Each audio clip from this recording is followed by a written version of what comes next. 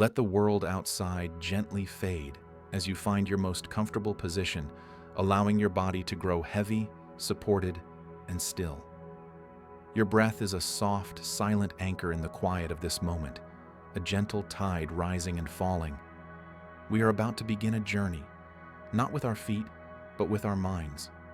A journey to a place lost in time, a city of stone and secrets, hidden deep within the desert canyons of southern Jordan. We are going to the whispering ruins of Petra. You find yourself standing in a wide, sun-drenched valley. The sun of the late afternoon is a benevolent presence, no longer scorching, but casting a gentle, golden warmth that bathes everything in a soft, honeyed light. The sky above is a vast, cloudless dome of the purest blue. The air is still and carries the faint, clean scent of dust and warm stone. Long, soft shadows stretch from the undulating mountains of weathered sandstone that rise on either side of you. This is the overture to Petra's symphony. Before the city hides itself, it first reveals its scale, its grandeur, its palette of dusty rose and pale ochre. You begin to walk along a broad, open track, the precursor to the hidden city, a place known as the Bab as-Sik, the gateway to the sick. Your footsteps make a soft, crunching sound on the gravel path, the only sound in the immense quiet of the valley.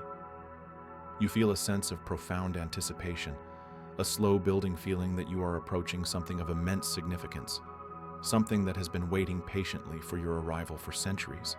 To your right, your eyes are drawn to three enormous cube-like monuments rising from the sandy earth. They are solid and imposing, like giant stone dice cast by an ancient god and left where they fell. These are the Djinn Blocks, named by the Bedouin who believed that powerful spirits, or Djinn, resided within them. You leave the path and walk towards them, the sand soft under your feet. As you get closer, their sheer size becomes apparent. You stand at the base of one, reaching out to touch its surface. The sandstone is rough, weathered by countless seasons of wind and flash floods. It is warm from the day's sun. These are tombs, simple and unadorned on the outside, their stark geometry a powerful statement against the wild, organic shapes of the landscape. They are the first guardians of the necropolis, silent sentinels marking the boundary between the outer world and the sacred precincts of the city. You feel their immense age, a stillness that seems to absorb all sound, a gravity that pulls you into the past. A little further along the path, a more elaborate monument commands your attention, carved directly into the cliff face on your left. It is the obelisk tomb, a fascinating and curious structure that tells a story of a cosmopolitan people. You pause to take it in. 4 tall pyramidal obelisks, sharp and angular, stand atop the main facade, reaching toward the sky like fingers of stone. They are a distinctly Egyptian symbol of the afterlife, representing a connection to the sun god Ra. Below them, however, is a classical triclinium, a ceremonial dining hall, its entrance framed by columns in the Greco-Roman style. This single monument is a history lesson in stone, a testament to a culture that stood at the crossroads of the world, effortlessly blending the artistic traditions of Egypt, Greece, and Rome with its own unique Nabatean identity. It whispers of a people who were not isolated by the desert, but connected by it to the great empires of the age. You imagine the funeral feasts that took place here, families reclining on stone couches, sharing a meal in honor of their departed loved ones, their rituals as layered and complex as the tomb itself. You continue your walk, leaving these silent monuments behind. The wide valley begins to narrow, the mountains on either side drawing closer together, their cliff faces becoming steeper and more dramatic. The path funnels you forward, towards a dark fissure in the rock, a narrow opening where a mountain of sandstone appears to have been cleaved in two by some immense, forgotten force. This is the entrance to the sick, the sacred pathway. You take a final step in the open sunlight, and then you cross the threshold. The change is immediate and absolute. The world contracts. The brilliant sunlight is instantly replaced by a cool, dim twilight. The temperature drops by several degrees. The vast open sky vanishes, leaving only a slender, winding ribbon of deep blue far, far above, framed by the towering canyon walls. The sounds of the open world are gone, replaced by an intimate, cathedral-like silence. Your own footsteps, which crunched on the gravel outside, are now soft, muffled whispers on the sandy floor. You have entered another world. You begin your walk into the heart of the mountain. The walls of the sick rise up on either side of you, a sheer vertical ascent, soaring hundreds of feet. In places they are so close, they seem to almost kiss, a breathtaking and humbling display of nature's power. You walk slowly, with no sense of hurry, allowing your senses to adjust to this new, enclosed environment. The only sound is the gentle sigh of the wind as it funnels through the canyon, a low, melodic hum that seems to carry stories from ages past. It is the first voice of this ancient place, a whisper that has been telling its tales long before any human ear was there to listen. As your eyes adjust to the dim, ethereal light, you begin to truly see the rock. It is not a single, uniform color. It is a masterpiece of geological art. You stop and run your hand over the cool stone. It feels alive with texture and temperature.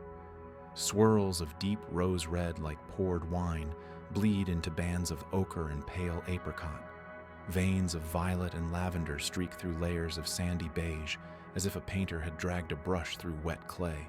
The patterns are fluid, organic, as if the rock is still in the process of becoming. The sun, catching the high cliffs far above, filters down in shifting patterns, painting the walls in a soft, moving tapestry of light and shadow. In one moment, a section of the wall glows with a warm internal light. In the next, it is plunged into cool purple shadow. You are walking through a frozen sunset. You walk on, and your attention is drawn to the base of the canyon wall to your left. Here, carved with patient, masterful hands, you see a channel, a stone gutter running along the length of the sick.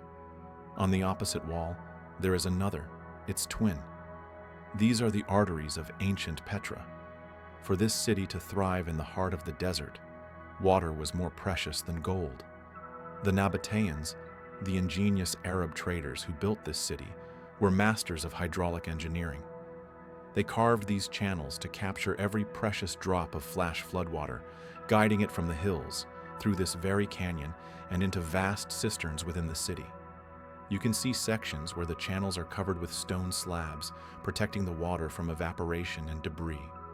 In some places, you can even spot the faint remains of terracotta pipes, which ensured a steady, clean supply of drinking water for the city's inhabitants.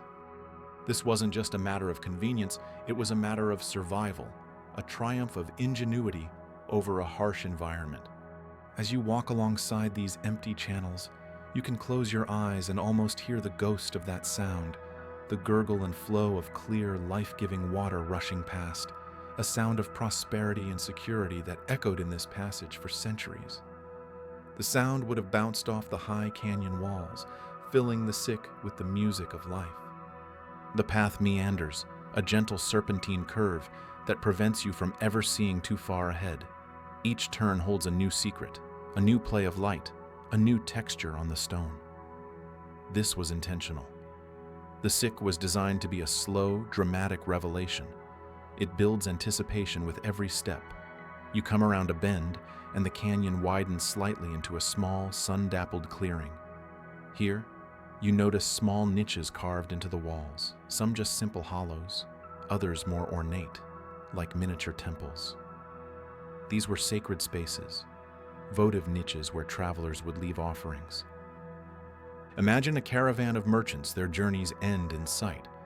They would pause here in the cool twilight of the Sikh to light a small oil lamp, to burn a piece of fragrant frankincense, to carve a small relief of their gods, Dushara, the lord of the mountains, or his consort, the goddess Al-Uzza.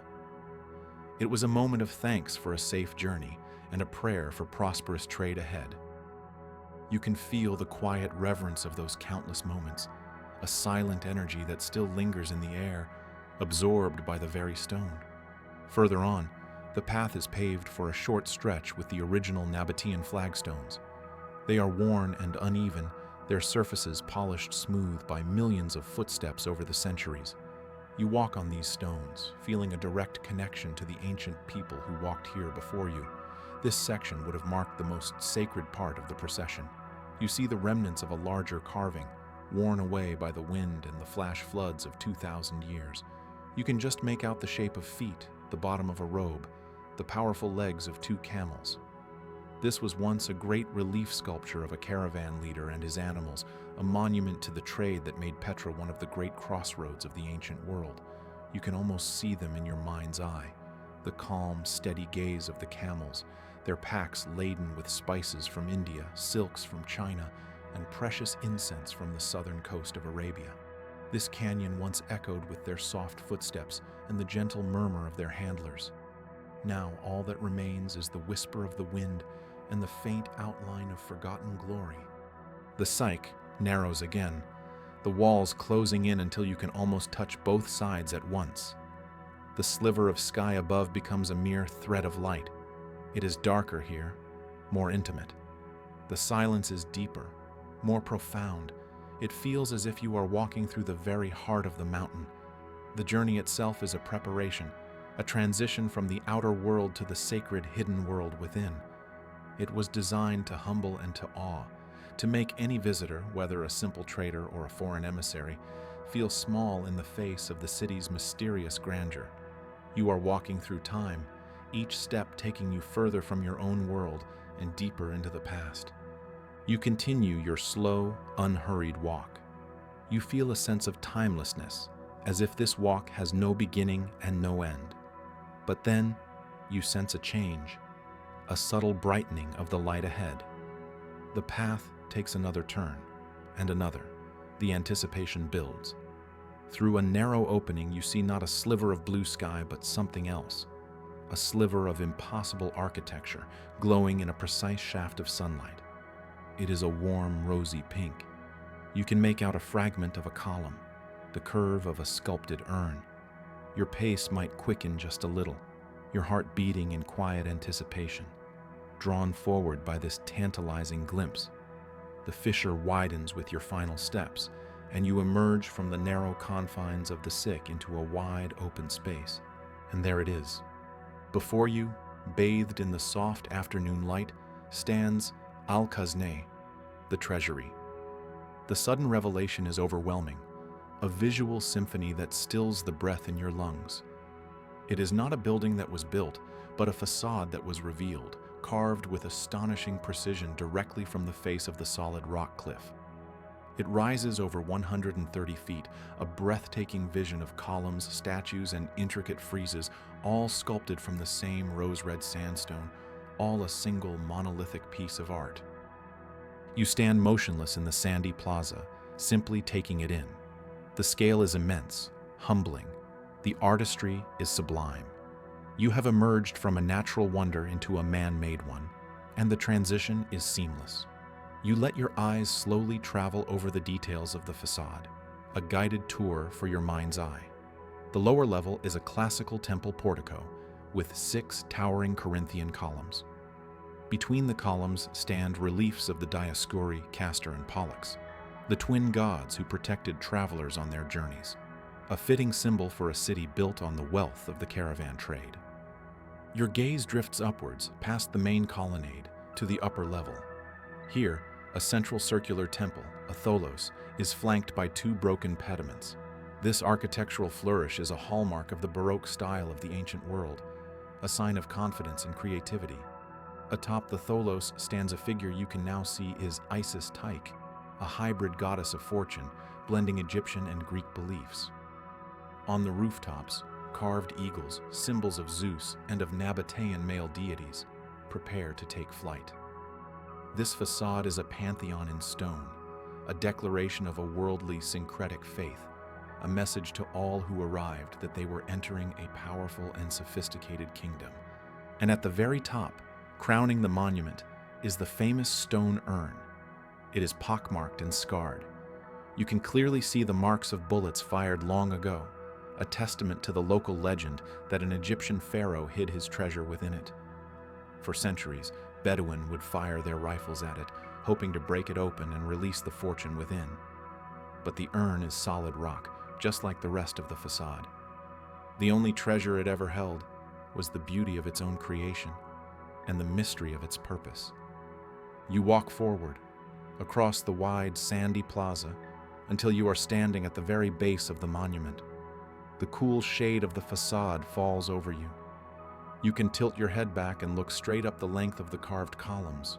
You see details you couldn't from a distance: the delicate floral patterns of the frieze, the powerful figures of Amazons carved in relief, wielding double axes.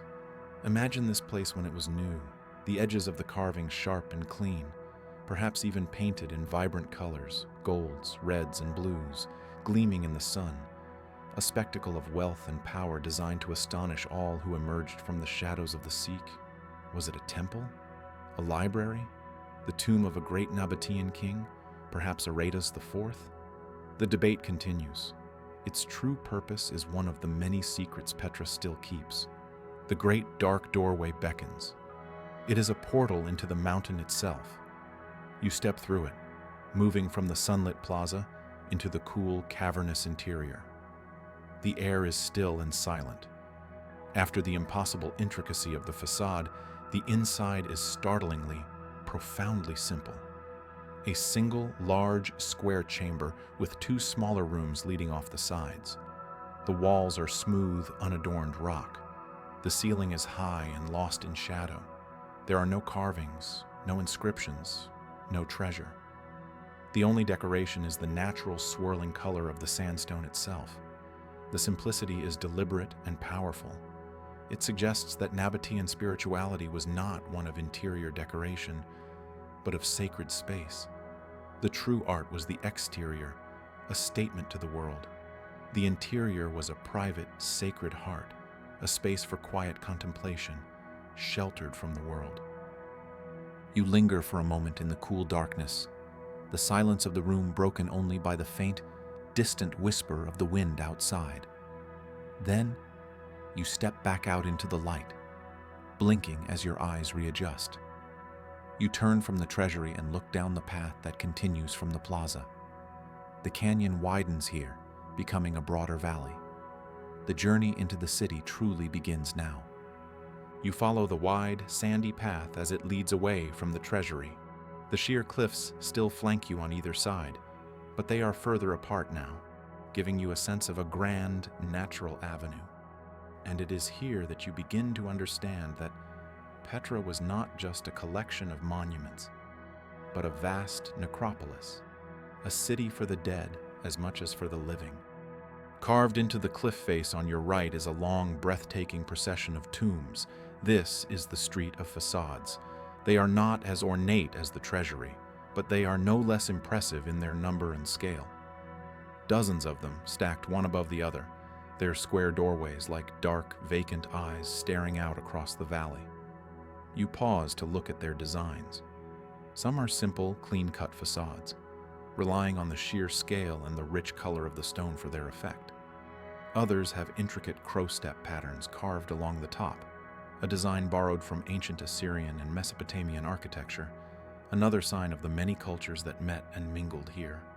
You approach one of the larger tombs, known as the Uneshu tomb. Historical records tell us Uneshu was a chief minister to a Nabatean queen. His tomb is grand but restrained.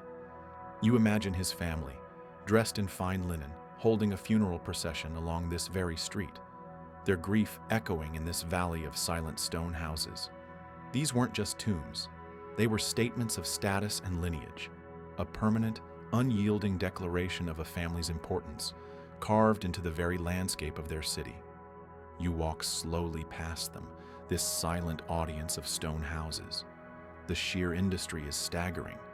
The chipping of countless chisels, the scraping of tools, the slow, patient work of generations of stonemasons, all working to shape their mountain home. You can almost hear the faint echo of that work, the rhythmic tap-tap-tapping that must have filled this valley for centuries, a sound of creation and remembrance. As the valley continues to open, a truly astonishing structure comes into view on your left, set against the mountainside. It is a massive theater. At first glance, it looks Roman, but its core is Nabatean, though later expanded by the Romans after they annexed the city in 106 AD, and its construction is pure Nabatean genius. It was not built up stone by stone like the Colosseum in Rome, but was carved down, hewn directly out of the mountainside. You can see how the architects ruthlessly cut through the facades of several older, pre-existing tombs to create the sweeping rows of seats. Their dark, empty doorways are still visible within the seating area, like ghostly private boxes, a stark reminder that this entire city is an interplay between the living and the dead. You walk up the steep stone stairways, finding a seat high up in the curved auditorium. The stone is still warm from the afternoon sun.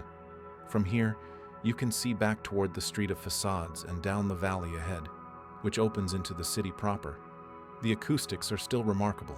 You can imagine how a single voice from the stage below could carry clearly to these highest seats, without any need for amplification. Imagine this place filled with thousands of people. The citizens of Petra gathered to watch Greek dramas, to hear civic announcements, to participate in religious festivals.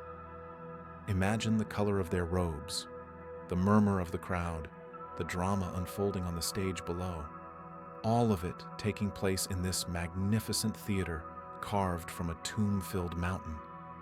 You descend from the theater and continue your journey. The path now leads you to the true heart of the city, where daily life once flourished. You step onto the Colonnaded Street. The ground here is no longer sand, but is paved with large, flat stones, worn smooth by time and the passage of countless feet, hooves, and cartwheels. You can see the deep grooves worn into the stones by the iron-rimmed wheels of ancient chariots and carts. Though many have fallen, you can still see the bases and some standing sections of the great columns that once lined this wide avenue on both sides, creating a grand and shaded promenade. This was the commercial and civic artery of Petra. Close your eyes for a moment and let your imagination paint the scene as it once was. See the columns as they stood, tall and proud, connected by a great stone archway that once spanned the street. Imagine them draped with colorful awnings to provide shade from the desert sun. The street is bustling with people. Nabatean merchants in their striped robes haggle with Roman soldiers in their leather armor. Caravan masters direct the unloading of their camels, the air filled with the scent of exotic spices, frankincense, myrrh, and cinnamon. The shops that once lined this street are now empty shells, but you can imagine them filled with fine pottery, painted ceramics, intricate jewelry, and vibrant textiles from Damascus and beyond. You can hear the sounds, the chatter of voices in Aramaic, Greek, and Latin, the braying of donkeys, the clang of a blacksmith's hammer from a nearby workshop, the sound of water splashing in the Nymphaeum, the grand public fountain that once stood at the end of the street. This was the vibrant, noisy, colorful heart of a thriving metropolis. As you walk the length of this ancient street, you pass the ruins of what were once markets, homes, and public buildings. To your left, a grand staircase, worn by time, leads up a hillside. This is the way to the city's spiritual center. You begin to climb the wide monumental steps. They are steep but steady. With each step upward, the imagined sounds of the marketplace on the Colonnaded Street begin to fade, replaced once again by a profound quiet. You reach the top and step into a vast, open courtyard. This was the sacred precinct, the temenos of the great temple of Petra. The scale of the complex is immense, covering nearly 80,000 square feet. You are standing in what was once a grand lower courtyard, paved with striking hexagonal stones. Before you, another set of stairs leads up to the temple proper. As you ascend to the upper level, you are surrounded by the remains of towering columns, some lying in giant fractured pieces on the ground, as if scattered by a giant's hand. You can see some of the fallen column capitals up close and notice that some are carved with the heads of Asian elephants, a surprising and exotic detail that speaks to the far-reaching trade connections of the Nabateans. This temple was a masterpiece of Nabatean architecture, designed to impress and inspire devotion. You walk through the forest of fallen stone, trying to piece together the grandeur of what once stood here. In the heart of the temple complex, you find something unexpected: a small theater, a theatron, with seating for about 600 people. Its purpose is a mystery. Was it a place for the public to witness religious ceremonies? Or perhaps a council chamber where the city's elders met to debate matters of state? Whatever its function, it tells you that this temple was more than just a place for priests. It was a center of community life, a place where the sacred and the civic came together. You can sit on one of the stone benches and look out over the ruins of the temple, and beyond, to the cliffs and tombs that cradle the city. It is a place of serene and powerful stillness. From the great temple, you can see another more solitary structure nearby. It is the Qasr al-Bint, the castle of the pharaoh's daughter, as it's known in local legend. Unlike almost everything else in Petra, this temple was a freestanding building, constructed from stone blocks rather than carved from the cliffs. It stands tall and imposing, its walls still largely intact, reaching nearly 75 feet into the sky. This was one of the most important temples in the city, likely dedicated to the chief Nabatean god, Dushara. You approach its grand entrance. The walls are thick, the doorway immense, and you can still see traces of the marble and plaster that once covered its surface. You can imagine priests in ceremonial robes performing sacred rites inside, the air thick with the smoke of incense, the sound of ancient hymns echoing off the stone walls. This temple was the focal point of religious life for generations, a place of supreme importance, which somehow survived the devastating earthquakes that brought so much of Petra to ruin. It stands now as a silent, stoic guardian of the city's forgotten faith. The afternoon is waning, the sun has begun its slow descent, and the shadows are growing long, stretching like dark fingers across the valley floor. The rose red of the stone is deepening, shifting towards shades of crimson and deep orange in the changing light. Most travelers have begun their journey back, but your path leads onward and upward. You have one more destination, a place of solitude and breathtaking beauty, high above the city. You are going to the monastery. You find the beginning of the path behind the Qasr al-Bint. It is not a street, but a staircase, carved directly into the living rock of the mountain. There are over 800 steps on this ancient processional way, winding their way up the side of the cliff. The journey is not to be rushed. It is a pilgrimage, a meditation in motion. You begin to climb. The first steps are wide and easy, passing by the small carved chamber of the lion triclinium, where two weathered lions guard the entrance to a ceremonial dining hall. Soon the path narrows, twisting and turning with the contours of the mountain. You leave the main city center behind, and below you, the sounds of any other people fade away, and soon you are alone with the stone, the sky, and the sound of your own steady breathing. The ascent is meditative. Each step is a small effort, a deliberate movement. You focus on the details around you, the way the wind carves smooth, flowing patterns into the sandstone, creating shapes that look like melting wax. A hardy desert plant, its roots clinging to life in a tiny crevice of rock. The changing perspective as you gain height.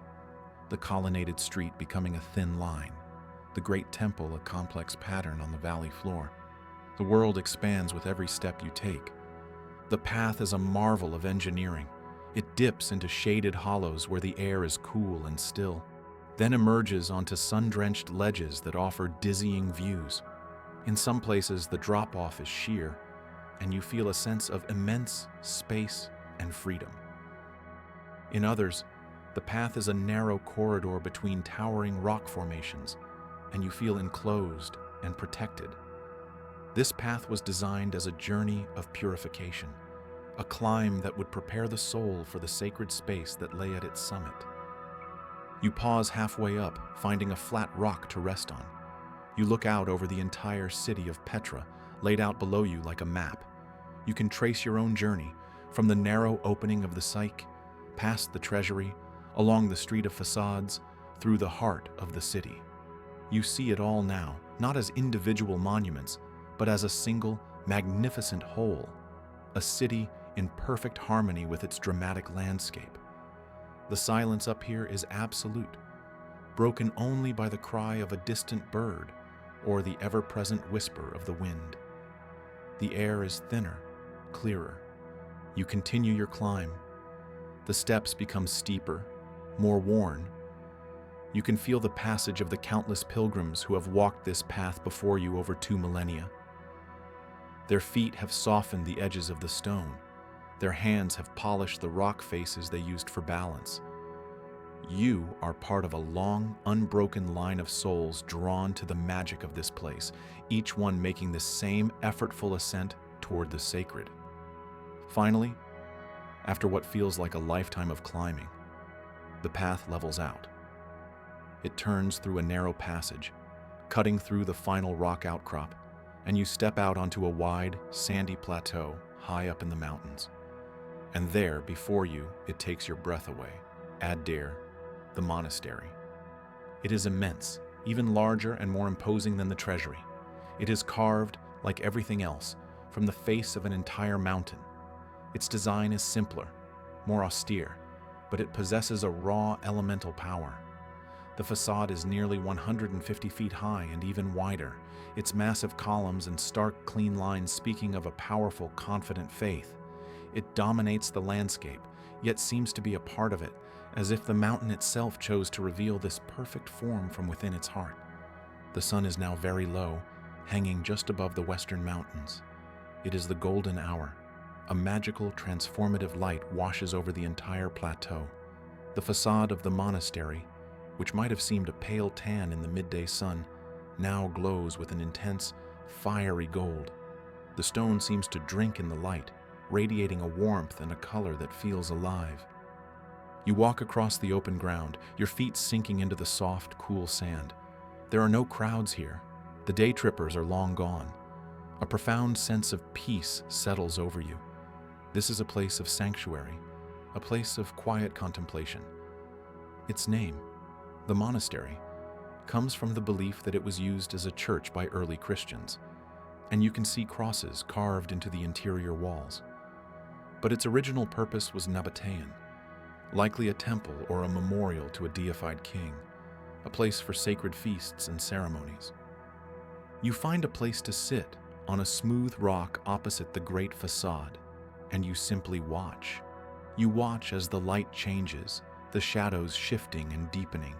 The gold turns to a deep, burnished orange, then to a soft, dusky rose, mirroring the colors you first saw in the Sikh, but now on a scale that fills your entire vision. You look beyond the monastery, out to the west. The view is endless. You can see across the vast, rumpled expanse of the Wadi Araba, a great valley that stretches for miles. The mountains on the far side are turning into deep purple and blue silhouettes against the fading sky. The world feels immense, ancient, and profoundly peaceful from this high vantage point.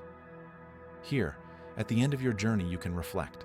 You have walked the paths of merchants and kings, of priests and pilgrims.